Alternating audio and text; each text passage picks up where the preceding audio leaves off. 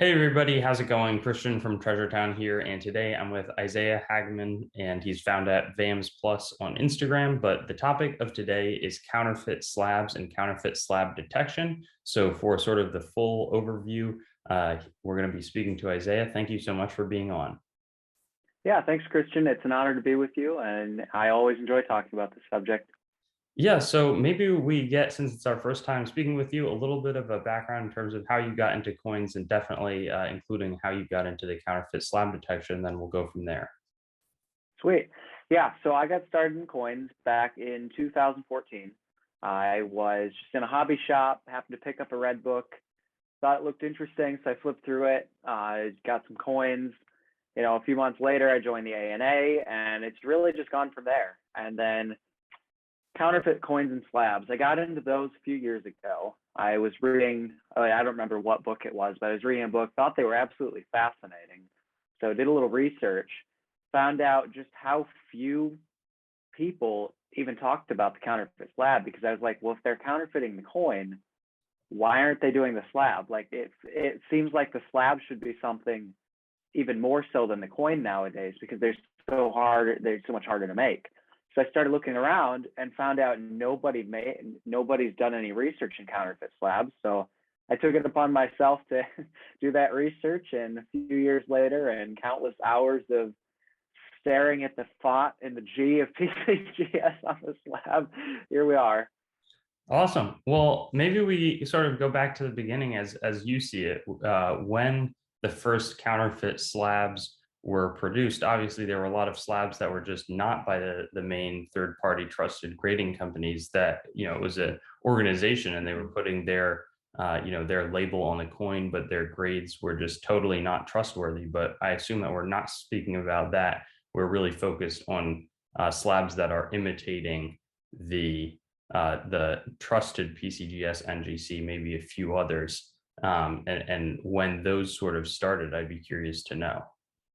Right. So coins have been counterfeited for thousands of years, as long as coins have been made.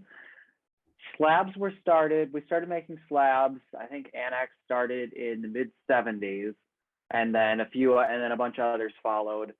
PCGS and NGC, PCGS started in 86, NGC in 87. Counterfeit slabs, and it's very surprising. I don't know that I've ever seen a counterfeit Rattler PCGS or, the type 1, type 2 NGCs. They just, for some reason, I don't know if they're not worth slabbing, if they're too hard to do.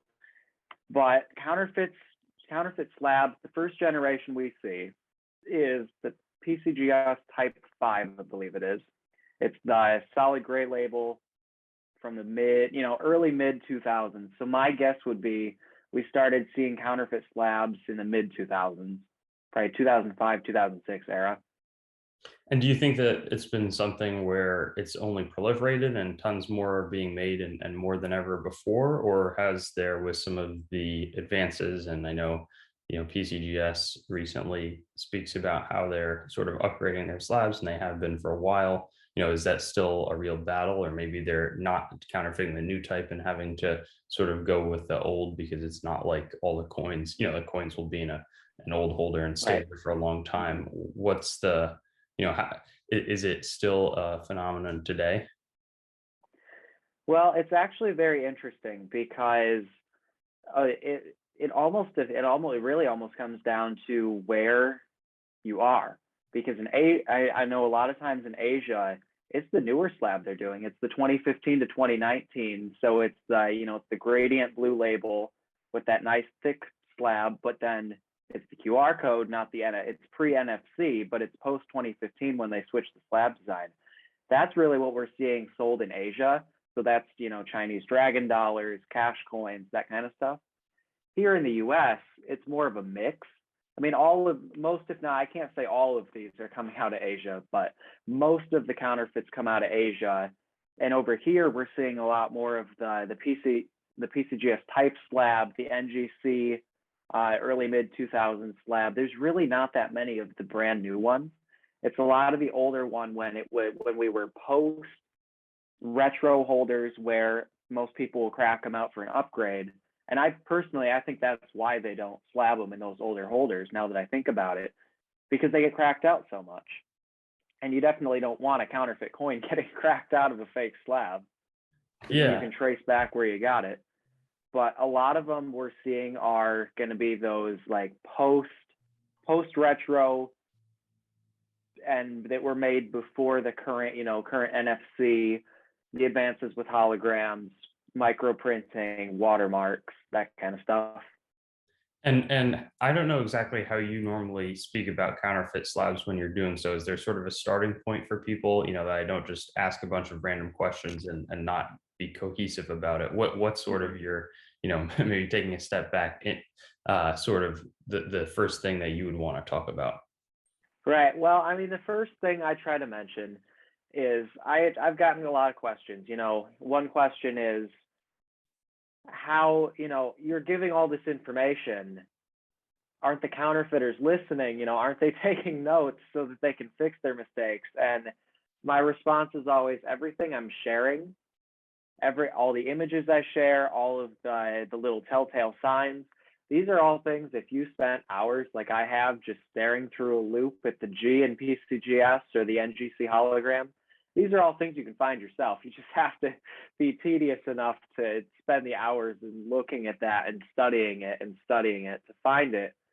There are a few things that I use personally to authenticate slabs that I will not share for security reasons. Yeah. But everything, all the images, all the telltale signs I publicly share, that's all information that you could find. So I tend to just think that they really don't care that much to change how they're doing it.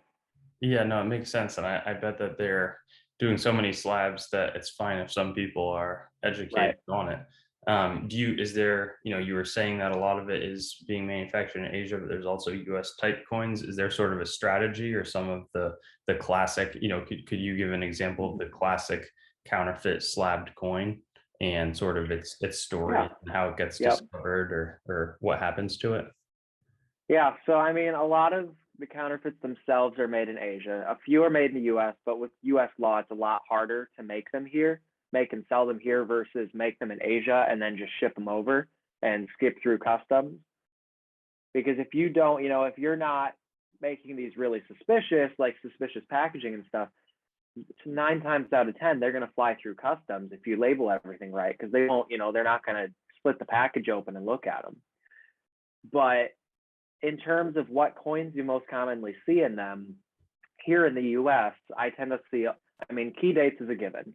You're going to see any key date coin in a counterfeit slab.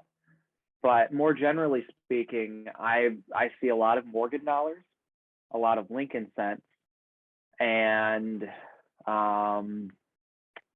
really any gold. Okay. A lot of bullion. If we're talking gold, it's a lot of bullion. It's a lot of modern gold eagles, gold maple leaves, kangaroos, that kind of stuff. Now in Asia, it's the Chinese dragon dollar, because that is over there, that's as popular or more popular than our Morgan dollar is to us. Okay. And do you think that these sellers, what's the strategy from the seller's perspective? Are they just going right to retail, or are they trying to sneak these to, and maybe it differs around the world, are they trying to sell these to coin shops in batches of some coins that are real, some coins that are fake, or is it really just unscrupulous people selling them as fake for a discount right to collectors? I don't really know how that sort of thing would go. Right. Well, in Asia, it's blatantly obvious that they're just selling them in the open market, because over in Asia, there are so many fake Chinese dragon dollars because they're so popular. They can't afford to keep genuine ones in stock. So they take copies, and copies over there are openly bought and sold as copies. Wow. The problem becomes when you get those fake coins and those fake holders. You get somebody that's like from the US or from Europe, they buy it over there not knowing that 90% of what's in those open flea markets are fake.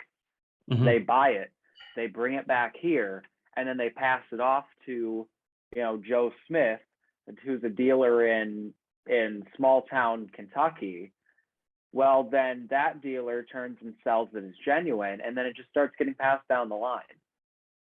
But here in the U.S., I know it's a lot more. If it's a Morgan dollar, it could be anything from a genuine Morgan that's grade MS 62, 63. It's in a 66, 67 holder, and it's being sold to investors on Wall Street who have no idea what they're looking at. They just see it's old, it's shiny, and it's silver, and it looks like it's in a holder. So I'm going to buy this by the thousands, and those are your common dates. They do that, store it up. The problem is when they start selling those, that's when they get dispersed into the market. Wow. And are there any sort of classic examples or like rings or counterfeiting rings that have been uncovered? Or is it one person who just makes a bunch, then they might get cracked down or found out, but not, prosecuted or something, and then they can start up doing it again? I don't even know what the law would look like. Yeah, I mean, here in the U.S., it's a never ending battle. I mean, you get one, you get one, Secret Service gets one, well, somebody else pops up, or it's kind of like the drug trade. One goes, another one pops up. It's a never ending battle. And we've got the Numismatic Crime Center. We're working with the FBI, the CIA, but there's only so much we can do. I mean, we're never going to completely eradicate the counterfeiting business, but we're working on it. Yeah, and as we sort of move on here into, are they fake coins in fake slabs, or and like you were saying, maybe they're upgrading Morgan dollars, or is it real gold bullion inside of that's been formed, and how advanced are the coins that are counterfeited? Are they blatantly obvious? Well, that's a really good question. So I've identified 3 different types of what I would consider counterfeits. So you got fake coins and fake slabs. That's the obvious. Then it gets a little more tricky because you've got real coins and fake slabs, using my example of low grade, silver dollars that have huge grade inflations and sold to people that don't know grading. Then there's fake coins and real slabs. There's a group of us. Yeah, there's a group of us on Facebook. We're called the Dark Side. So a lot of times what we do is we'll go online. eBay is a favorite place of ours to browse, and we'll report fake coins or fake holders. We'll report them and get them removed. There are several people that every once in a while will send a fake coin or two in a large batch of genuine coins to the grading services. And I can't say that we have great success getting the fake coins and holders, but it does occasionally happen. That's not to scare anybody. I'm not trying to scare anyone, because the grading service, they're human, they make mistakes. But that's also to say these counterfeits, I mean, we're talking like Omega Gold type counterfeits, to where they're die struck. They're so well done that they look genuine. I mean, you really have to know that it's fake to be able to pull it aside. Yeah, no, and correct me if I'm wrong, but the Omega Gold was this guy who'd put these little Omega stamps. And they were so tiny. That was the only reason we're able to really know today. And it was mostly, I want to say, like 1907 20s, and then like some 1882 $3 and like a small $5 or $10 piece. I did a video on it like years ago. Yeah, so Omega counterfeits have been around for a while. He did a range of gold from the $1 all the way through the 20. Common most is $20 Saint, and then I know, as you were saying, there's a good date range of them, but he did these a couple decades ago. They're so good. They're hand engraved dies. They're die struck, so good that the grading services were slapping them as genuine for a while. Then he comes out and says, these are actually fakes, and this is how you can tell. With his example being his Omega his initials. There we go. His initials. That's what I'm looking for. And on the $20 Saint in the eagle's claw. And he said, this is how you can tell that these are counterfeit. So after they found that out, they stopped slabbing them. But they're so good that they were being slabbed. And the only reason we figured out what they were is because we started looking for his marker. Yeah, and I'm trying to think some of the ways that we'd catch them today, whether it's with the, not the Omega, but these fake slabs where, the slab is not manufactured by NGC or PCGS, whether that's with a watermark or whether they're being caught early and customs, whatever, be able to look at them and inspect them as fake, or if they just Sure. it's coin product, we'll push it along. Right. What's the scene there? Yeah, I mean, in terms of, I guess I'll start answering your question by saying, what are some telltale signs? And I won't go into great detail. If the listeners want more detail, my ANA presentation, my e-learning presentation for them is on their YouTube page, and that's a 50-minute presentation that goes way too far in depth than anybody needs to know about these. But a couple telltale signs. I mean, first off, if it just doesn't feel right to you, if it feels too good to be true, if it just doesn't look right, it's probably not real.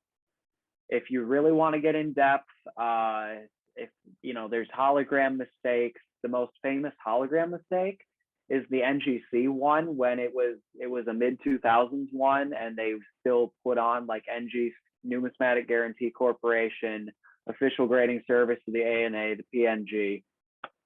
They spelled guarantee wrong. Instead of with a Y, they put two E's down. Oh man. And that's my favorite hologram mistake. That's the most common one of those. Definitely a big one that you can see right away. The barcode, I mean, a lot of times it'll be like font's too large or too small, it's too bold or it's not bold enough. The barcode doesn't work. And sometimes the barcode won't work just because it's a barcode, and our phones are phones. But the barcode won't work. The certification number won't work. Some of those, like certification numbers not working, barcodes not working. Some of the time that's just NGC making a mistake, or PCGS making a mistake with their systems glitching. But most of the time, if that doesn't work, I mean, that's definitely shoot an email to them, call them, go online on the website and see if that's a fake. A lot NGC, anytime we get an NGC counterfeit that has a genuine certification number, they will flag. And I think PCGS does the same thing. But when you search that number, it'll come up and say possible counterfeit, contact NGC or contact PCGS, so that like this is there is a known counterfeit of this out there. And we report everything we find. In terms of UV watermarks, yes, there are UV watermarks in the labels of both surfaces. NGC's is a little easier to find because it's it's the scales on, I want to say, the top left corner, unless they changed it. It's the top left. PCGS, I can't remember exactly where their watermark is, but I know they have them. I do want to know, older NGC slabs do not have a watermark. The technology just wasn't around, up until, I would say, the early 2000s. We just didn't have the technology for watermarks in a broad enough way that we could do them in bulk on slabs. I'm trying to think in terms of sort of continuing the theme of how people can avoid, purchasing these. Are there any sort of situations in the US that they're known for being, maybe it's just too good to be true and then you have to look closer, but do you have any other tips for people just who want to be very careful and avoid these fake stuffs? I mean, the big thing is, don't buy on Alibaba and AliExpress because that's where, when they come into the US, honestly, that's where they come from. They come off of these Chinese websites, they get imported, which gives me the time to note customs. Customs doesn't look at the slab. They only look for coins and notes. So unless they're looking at the coin and they see the coin is fake, if it's a real coin and a fake slab, they're not gonna touch it, because they're not looking at the slab. They're not equipped to look at the slab. They're not knowledgeable. They should be knowledgeable, but they're not. And honestly, I don't blame them for not being knowledgeable, because they do enough. They already do enough. Customs and Border Protection already does enough with the counterfeit coins, and working with us, that just adding the slab would just make their jobs a lot harder. But really, the most common place to find counterfeit slabs in the US is going to be eBay. I mean, be very wary. I'm always very wary of any coin, genuine or not, that's sold and shipped from outside the US. That immediately, unless it's, I mean, especially if it's a US coin. If it's a world coin, not so much, but if it's a US coin coming from outside the US, shipping from outside the US, that immediately sends me a red flag. Second red flag, if there's no return policy. Now, I have seen a couple counterfeit slabs at coin shows. And again, this is not trying to scare the listeners. They are out there, they are real, but they're not as prevalent. When I say it's common, it's, it's like when I talk about sample slabs or error coins. When I say common, I'm talking, what you would think is a major rarity when I say common. I mean, they're not out there in forces that we think that you should get scared about. I had one guy remark to me, well, if they're so common, maybe I shouldn't buy slabs. And I'm like, the chances of you buying a fake slab and not realizing it, and the dealer you buying it from not realizing it, unless you're at a flea market or a pawn shop, especially if you're at a coin show. And I mean, I've found a couple, but those are the best counterfeits I've ever seen. They're just really, especially if you're at a coin show, coin shop, they're just not prevalent enough to really be, worry about them, yes, but they're not enough to make you like hesitate at every single slab you look at. You should be a little cautious on eBay, on, online sites, especially if it's a small dealer, pawn shops, especially, because they don't know anything about slabs at all. And I know that from experience. But I mean, really, yeah, just be careful online. Coin shows are really your safest place if you're looking to stay away from the counterfeit slab. Okay, and are there any other layers that could come into it in terms of like ANACS or ICG being faked, or CAC stickers or other stickers? Right. So ANACS, I really can't say for sure. I know I don't have any images in my database. My database is only PCGS NGC. ANACS, I really haven't seen any counterfeits of them. SEGs, I know I haven't seen any counterfeits. ICG, I think I might have seen one. I know I don't have images of it, but I think I might have seen one. But the thing is with ICG, they don't give a pop report. So we don't know. They're fairly elusive when it comes to stuff like that. So we don't know how many coins they slab. Their slab generations, they really haven't changed that many generations. I mean, they have the exact same slab design they've had since they started. They really haven't changed that much about their slab beyond adding a few more, adding a little bit to the hologram or adding a little bit more security. So they're really not, I would not be worried at all about ANACS, ICG, SEGs. They just really aren't fake. And I don't really want to say that's because they may or may not be as market acceptable. Mm-hmm. Because they most certainly are market acceptable especially in certain areas. I mean, you've got your top experts there in some major fields, but they're really just not, because they're not readily available. Like PCGS, NGC have overseas offices in Paris and Hong Kong and Shanghai. The other services just don't have those overseas offices, so there's not really that opportunity for them to be faked over there and brought over here, just because it's not worth it. It'd be unheard of over there. I mean, that over there would be you looking at a Dominion grading service slab or a CompuGrade slab, so it's just really that doesn't happen that much. CAC stickers, yes, I have seen one fake CAC sticker, but it was a joke. I mean, it didn't have a hologram on it. Okay. So that was a big thing. I mean, and then I kind of sat and watched it. I then saw I can't remember who the dealer was. It was at a major coin show. I can't remember who it was, what he looked like, what his name was, what his business was, but he had a whole roll of CAC stick. And this was the funny part. He had a whole roll of fake CAC stickers. He'd buy a coin. 5 minutes later, he'd slap a fake CAC sticker on it and put it in his case. And I'm like, what? This is just funny. This is just funny to watch.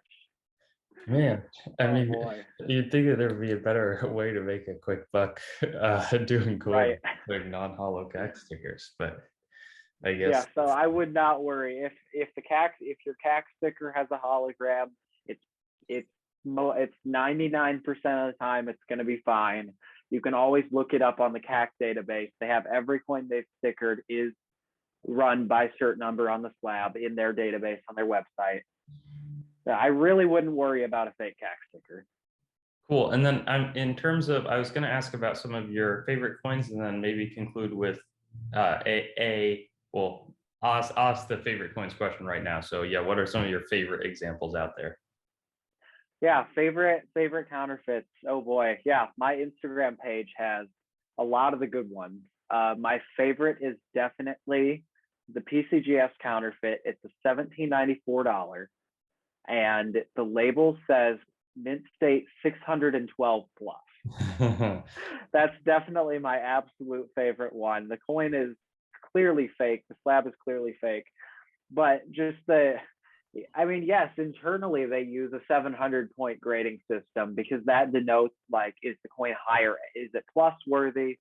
But 612 plus, that's just a ludicrous grade on a slab that's out on the marketplace. Another one of my favorites is an NGC. It's a mint state 57. So Oh, the wow. joke that I like to give the joke with it when it's mint state, but it has that, that cabinet or that roll friction. It's mint state 57. Oh man.